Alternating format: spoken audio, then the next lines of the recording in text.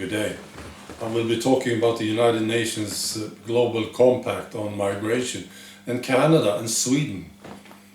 First this, some people, most people I think, when they see something that doesn't make sense to them, they don't say, hey, this doesn't make sense, I have to find out the truth.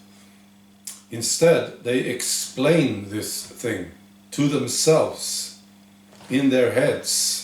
They use their own explanation to make sense out of this. So they will not learn. I have an example of this. The climate change alarmists years ago, they said the sea level will rise with 7, 8, even 9 meters. And of course this doesn't make sense. But these guys, they will explain it. They don't look to find the truth.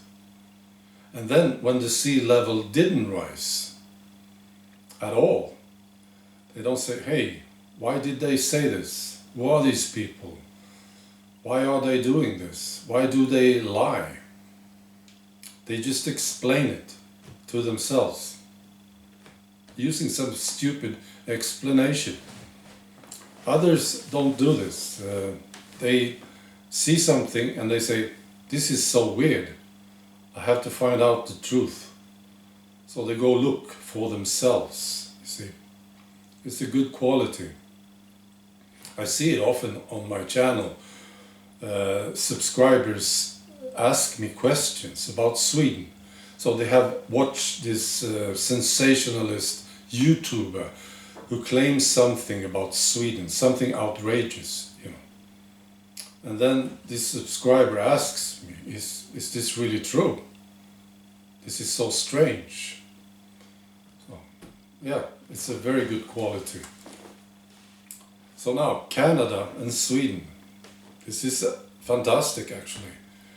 I was watching this video, the Canadian MPs Andrew Scheer and Michelle Rempel. I recognize this woman, Michelle Rempel. I watched some of her work and I like her. I think she's a good one. Correct me if I'm wrong. So, they said that tomorrow this conservative Canadian MP Andrew Scheer will introduce a motion in the House of Commons to ensure Canada does not sign this United Nations Global Compact for Migration agreement. Yeah. And if it's still signed and the Conservatives win the election in 2019, they will withdraw Canada from the agreement. Yeah, I understand this guy, he's interested in votes. I understand, he wants a career. But still, this is good news. And we have a similar thing in Sweden, actually. Not so serious, but the Swedish government will sign this agreement. Yeah, and they want no questions about it.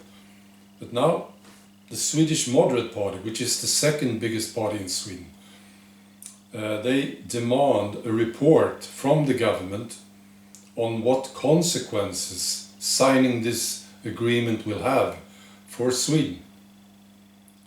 So, what's going on? Sweden and Canada.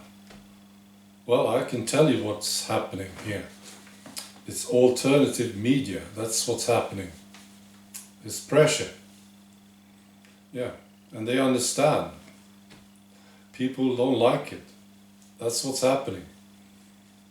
It's brilliant, isn't it? What I think these insane globalists, they have created a monster. Yeah. They wanted to enslave us all. And they created this monster because people didn't want to be slaves. So they started to unite. And now there's a lot of us, millions and millions of us, who have an agreement. We're not going to let them do it. So that's what they created. This can be very handy in the future, I think. Us being united. And we're just growing stronger and more powerful every day. It's good.